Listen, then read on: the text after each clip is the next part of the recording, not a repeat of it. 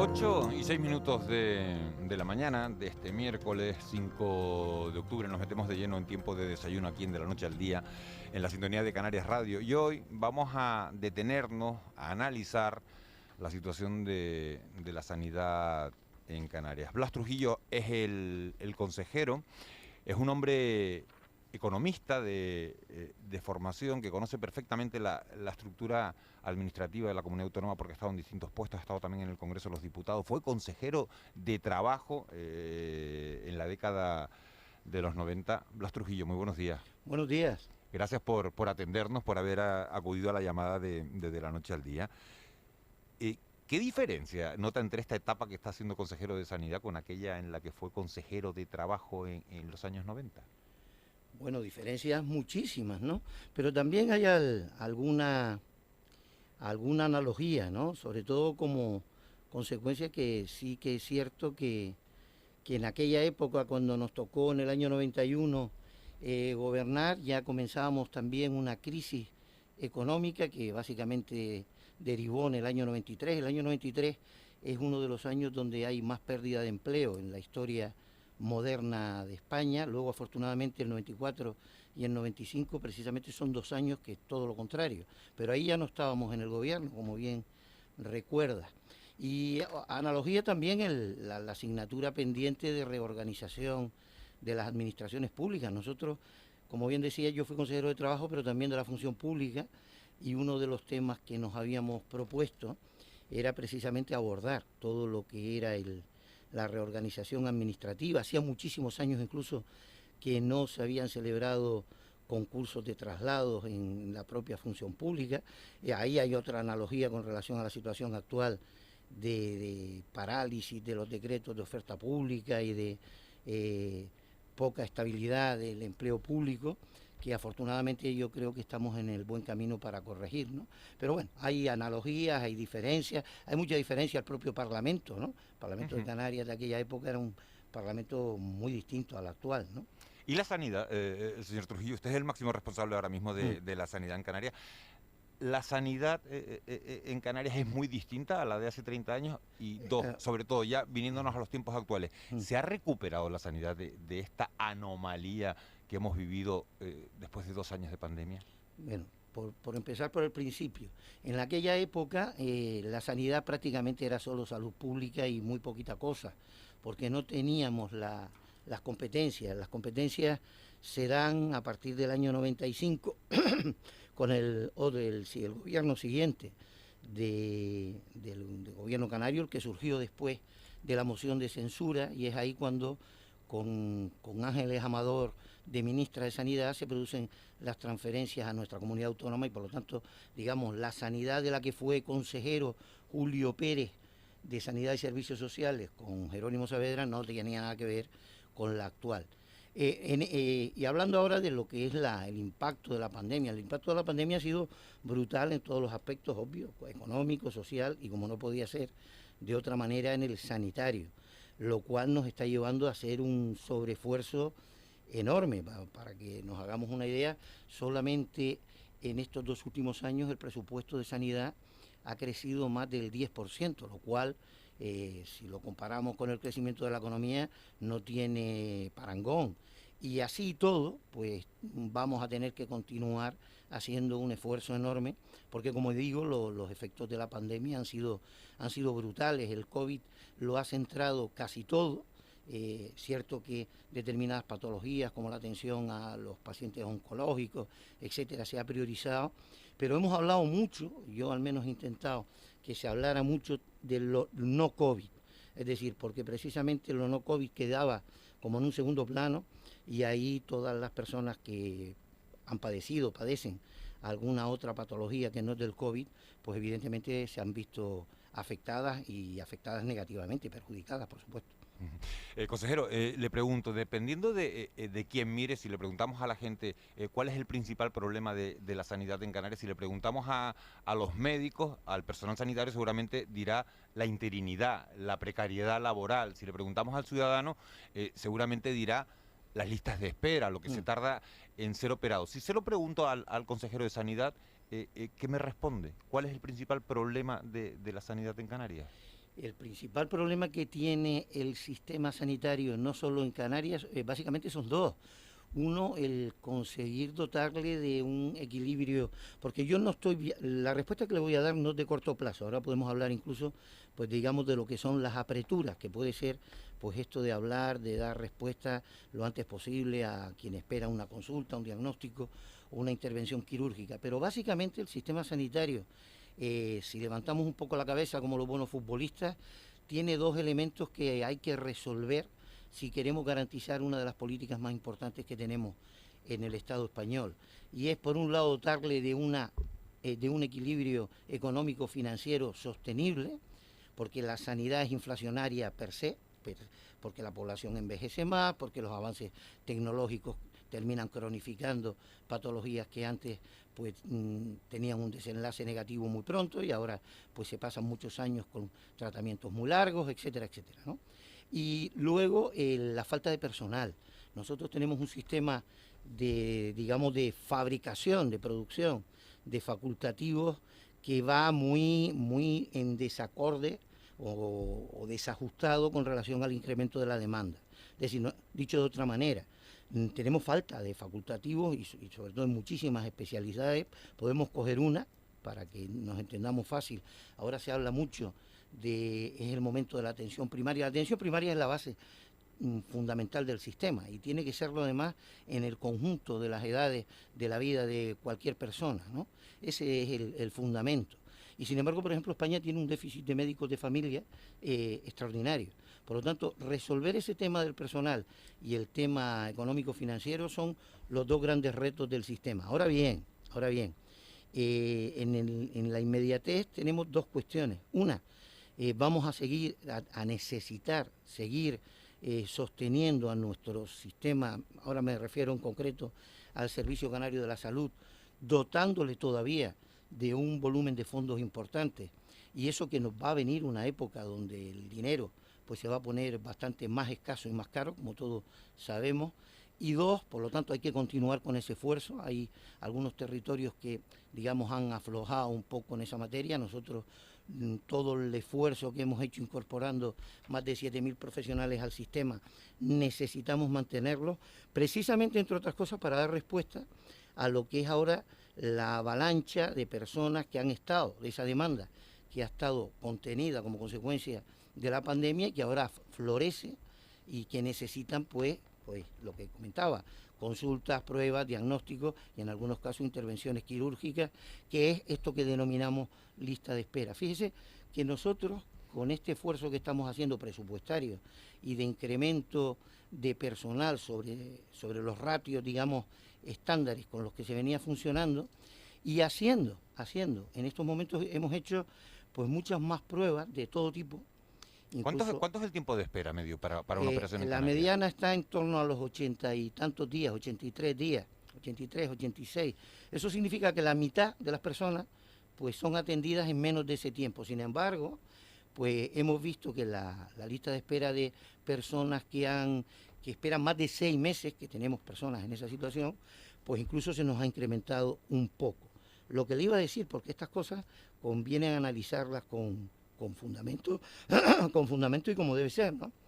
Nosotros hemos hecho en este primer semestre del año 22 y hemos tenido 2 olas de la pandemia del COVID, sobre todo la parte primera de este año 22, es el momento de la pandemia, fíjese el dato que le voy a dar, donde hemos tenido más camas ocupadas por pacientes COVID de toda la pandemia, desde el año 20, y aún así, con ese condicionante, hemos hecho más intervenciones que en el segundo semestre del 19, que no hubo COVID, y hemos hecho lo mismo que se hizo en el año 19 en el primer semestre. Que si recuerdan además, fue un semestre que en su momento pues se puso como ejemplo de lo que era la lucha contra las listas de espera. Por lo tanto, digamos, jugando un partido en unas condiciones tremendamente desfavorables, nuestros profesionales han sido capaces pues de llegar a esos ratios que siguen siendo insuficientes para doblegar la curva de la demanda que va accediendo al sistema. Le quiere preguntar Ángeles Arencibia. Sí, consejero, buenos días. Usted ha dicho que el presupuesto se incrementó un 10% en sanidad a consecuencia de las necesidades de la pandemia. ¿Usted cree que sería bueno que los ciudadanos conociéramos el coste de los servicios, conociéramos cuando nos hacemos una radiografía, pues esto cuesta tanto? Esto cuesta tanto, se lo digo en el marco del debate fiscal, ¿no? De si es bueno más impuestos, menos impuestos, en fin. Me está haciendo una pregunta aquí. Vale. Sí. Si los ciudadanos deberíamos conocer el coste de los... La respuesta es rotunda, perdón. Sí. Por supuesto. A ver... ¿Y por qué no lo cuentan entonces? Yo lo intento contar cada vez que puedo, ¿no?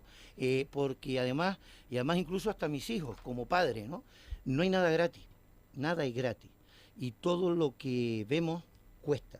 Y en este caso, por eso hablaba antes del equilibrio económico-financiero del propio sistema, donde incluso hay que pensar no solo en los pacientes, sino en los propios profesionales. Usted no se olvide que todos los médicos tienen un talonario, ¿no? Cuando están recetando algo, ¿no?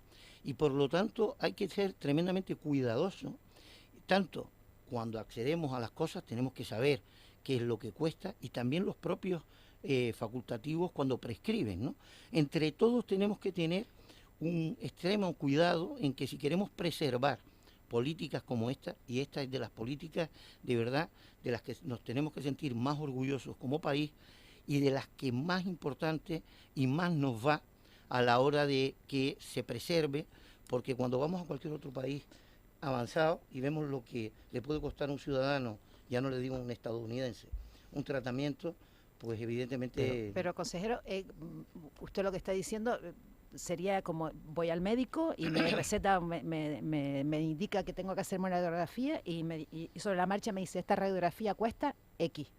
Por cierto, que me gustaría que pusiera algún ejemplo, ¿no?, de lo que cuestan los tratamientos que recibimos.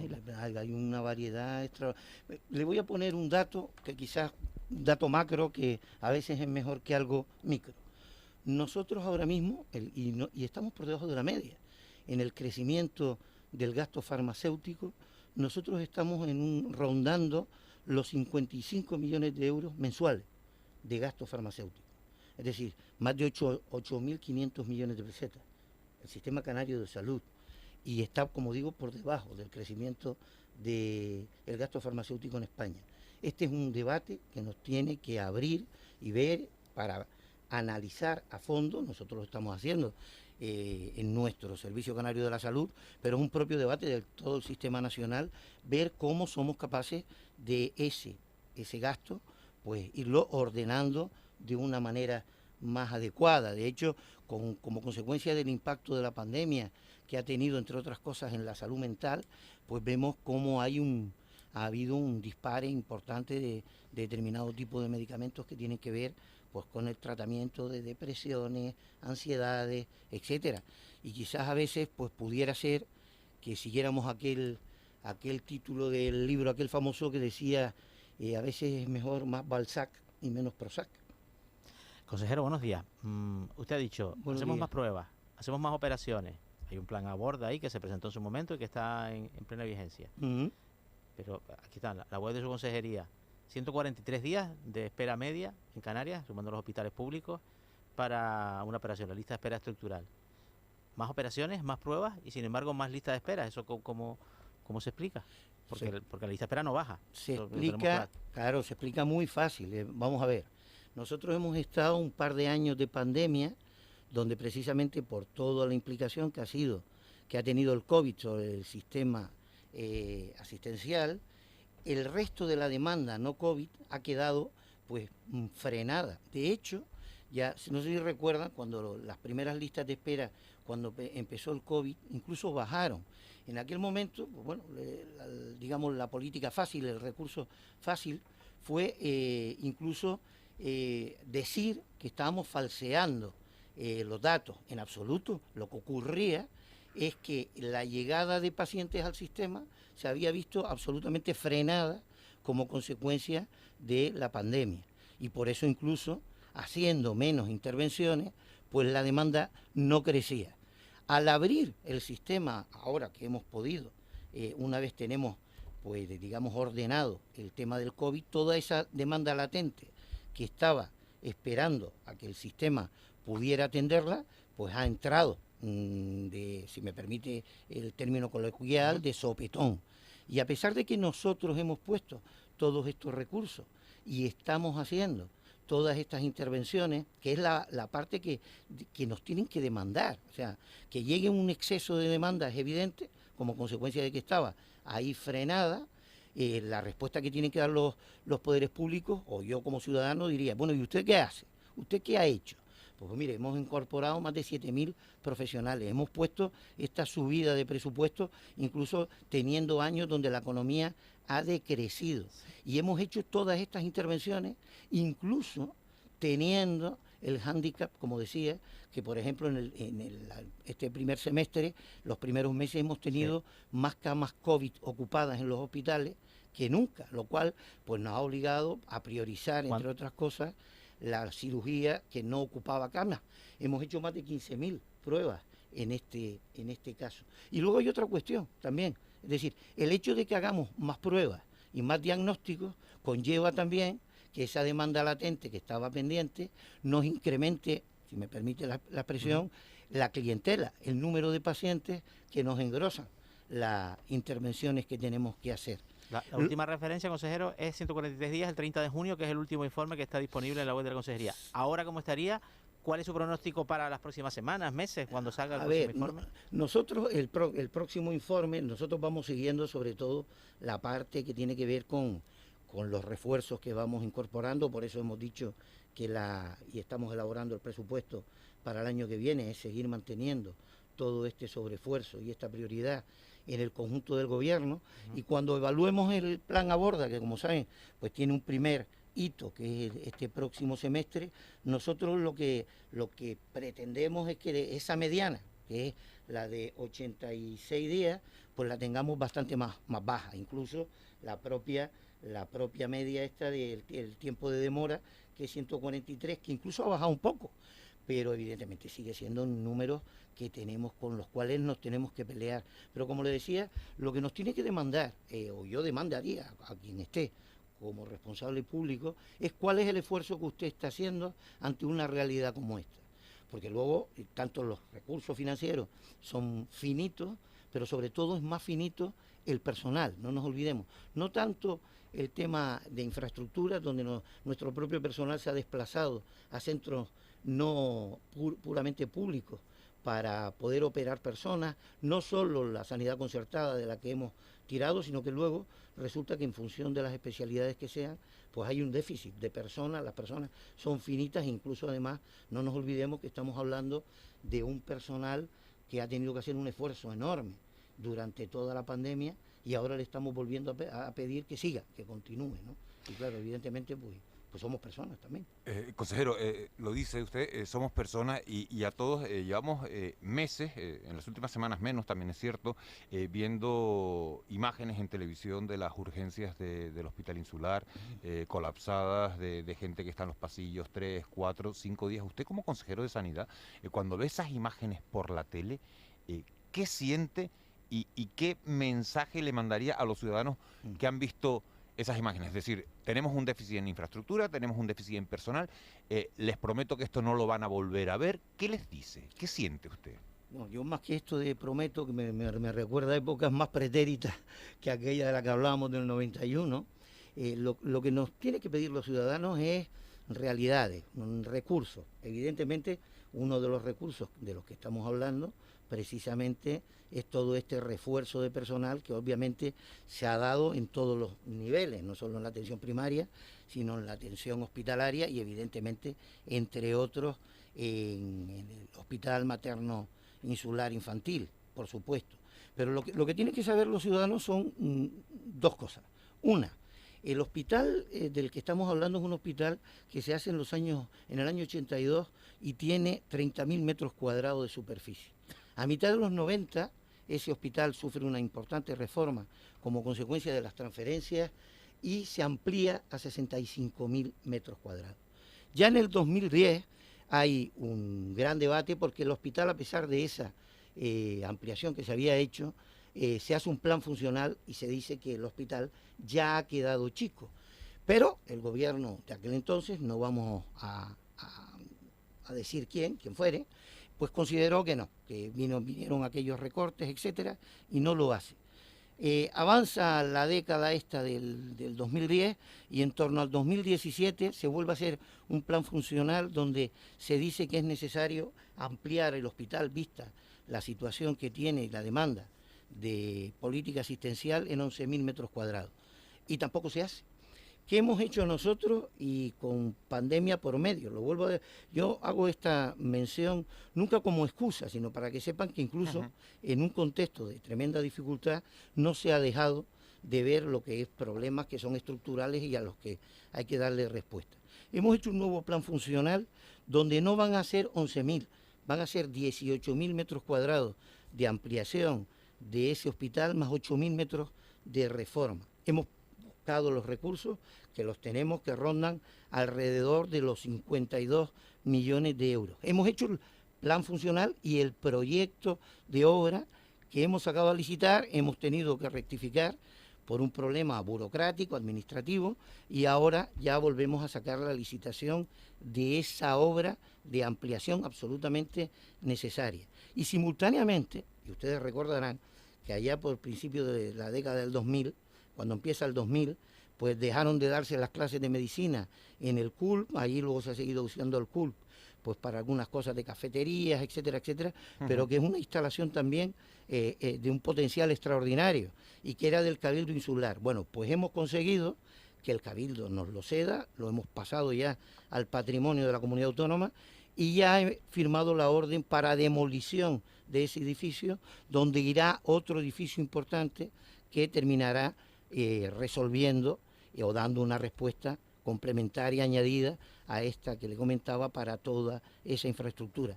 Mientras tanto, los ciudadanos que ven esas imágenes, vamos a esperar a que se hagan todas esas nuevas infraestructuras. Pues por supuesto que no, se van adoptando todas las medidas organizativas y funcionales posibles. Piensen que nosotros hemos tenido que estar trabajando en ese hospital, incluso teniendo 2 plantas ocupadas solo con pacientes COVID, que ahora afortunadamente, como consecuencia del cambio de la situación de la pandemia, nos irá liberando camas y por lo tanto vamos a ir pudiendo dar mejor respuesta. Pero esto es lo que estamos haciendo, no prometiendo nada. Consejero, bueno, el otro asunto que está en las portadas de los medios de comunicación en general y en el debate público respecto a su consejería es el caso Mascarilla. El director del Servicio Canario de la Salud, Conrado Domínguez, dijo el otro día, tras declarar ante el juez que él ha cumplido todos los procedimientos legales en ese polémico contrato. ¿Esta explicación le parece, bueno, usted tendrá una previsión más extensa seguro, igual hasta nos la puede contar, pero las explicaciones que ha dado o que le ha dado el director del servicio, ¿le parecen suficientes? ¿Le parecen completas? ¿Le parecen tranquilizadoras? A ver, aquí hay 2 cuestiones que debemos separar. Estamos hablando del contrato. El contrato que se hace con relación a esta empresa, que en principio ustedes recuerdan que todo esto surge como consecuencia, entre otros, de un borrador de informe que hace la Audiencia de Cuentas, al cual además le presentamos alegaciones. En ese borrador pues se decía incluso que el contrato no se ajustaba a la legalidad y que incluso no se había exigido los requisitos que la ley de contratos marca sobre cuando se realiza un contrato de garantías suficientes, etcétera. Y ahí le recordamos a la propia Audiencia de Cuentas y al público en general, porque 3 veces hemos comparecido explicando esto, que se hizo en la pandemia, se hizo una norma, un real decreto, ley ad hoc, para dar respuesta a lo que era una situación de absoluto falta de suministro de productos de esta naturaleza, no solo mascarillas, EPIs, etcétera. De tal manera que ese real decreto ley establece, no ya que no es necesario en ese momento de máxima urgencia para conseguir ese material, pedir los requisitos que pide en cualquier situación normal la ley de contrato, sino que además incluso posibilita y habilita que se hagan hasta contratos verbales.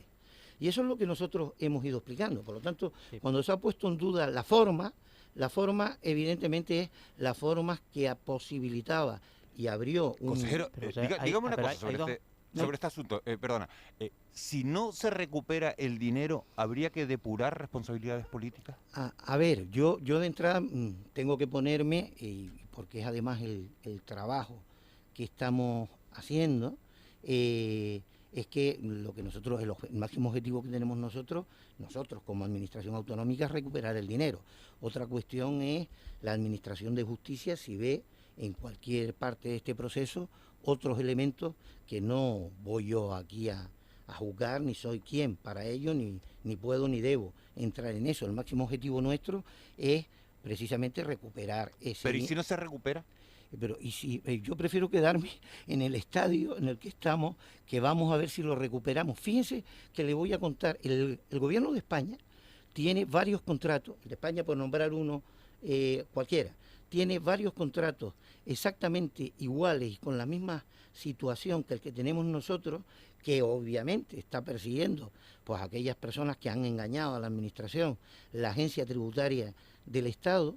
Y sin embargo, cuando se ha generado esta polémica sobre esos contratos donde, digamos, engañaron a la Administración General del Estado, pues no se ha producido la situación que tenemos aquí. Cierto que aquí ahora se están investigando otros elementos, pues ya veremos qué da de sí esa investigación judicial, pero nosotros lo que hemos mantenido es, y evidentemente no podía ser de otra manera, es que en ese momento el mecanismo que se utiliza es el que posibilitaba el Real Decreto Ley. Lo que nadie preveía es que fueran a engañar a la propia administración. Consejero, el contexto que usted ha explicado, en el cual se firmaron esos contratos y otros muchos, es así, usted lo ha explicado perfectamente. Pero hay dos aspectos concretos de este contrato que sí me gustaría pedirle algún tipo de precisión. El primero es, ¿por qué ese contrato se paga entero, después de haber recibido cero material? ¿Es el único contrato que se pagó entero, sí o no? Y en segundo lugar, ¿por qué ese contrato se mantiene vivo más de un año después, cuando ya la situación, digamos, de desabastecimiento y desde luego de estado de alarma había terminado? ¿Por qué se mantiene vivo y se intenta todavía pues consumar, es decir, recibir la entrega de las mascarillas que finalmente ni siquiera un año y medio después llegaron? Esas son las dos peculiaridades, en mi opinión, de este contrato, y sí me gustaría un poco qué información nos puede aportar al respecto. A ver, el abonar dinero con relación a los contratos en función de cuáles eran las características de la situación, de la necesidad del proveedor, etcétera, es una práctica absolutamente normal en todo ese contexto. Fíjese, yo tuve una reunión no hace mucho con la patronal a nivel nacional de productos farmacéuticos, etcétera, los grandes proveedores y distribuidores de todo este tipo de productos, y ellos mismos mostraban la sorpresa ante el hecho de que, bueno, se cuestionara cómo se hacía y en el momento en que se hacía. Evidentemente eso es lo que hemos discutido. Las circunstancias luego con relación, y lo explicó en su momento en el propio Parlamento el director general, cuando intenta materializar aquello que no se había proveído, se basa en un informe de la propia Dirección de Políticas Asistenciales, donde estábamos en un pico nuevamente de la pandemia y urgía un determinado material. Eso es pues un elemento, pues, obviamente, de los que se está discutiendo, pero esa es la explicación que dio en su momento pues la ¿Esas Dirección explicaciones a usted General. le convencen, sí o no? A ver, yo tengo que ponerme siempre de parte yo en el sentido de que aquí hay un elemento que desde mi punto de vista está claro, discutido ya y aclarado. De hecho, el propio borrador del informe de la Audiencia de Cuentas, que le decía, puestos luego nuestras alegaciones, no terminó aprobándolo la Audiencia de Cuentas. Pero bueno, yo tengo que estar en la posición que además hasta ahora, salvo que alguien demuestre lo contrario, de que a nosotros lo que ha sucedido es un engaño a la propia administración. Blas Trujillo, consejero de Sanidad del Gobierno de Canarias, le agradezco muchísimo que haya venido esta mañana a la radio, que nos haya contado cómo está desde su punto de vista la situación de la sanidad en Canarias, los proyectos a corto, medio plazo, y bueno, y haber contestado a estas preguntas también sobre el caso Mascarillas, que está ocupando portadas desde hace meses en nuestra comunidad autónoma. Muchísimas gracias. Muchas gracias a ustedes, y no nos olvidemos que durante la pandemia hicimos decenas y decenas de contratos por decenas y decenas de millones y todos han resultado satisfactorios. Blas Trujillo, consejero de Sanidad del Gobierno de Canarias. Buen día. Gracias, buen día. Buen día. 8:36, mínimos consejos publicitarios y nos metemos en tiempo de tertulia, en tiempo de mentidero. De la noche al día, Canarias Radio.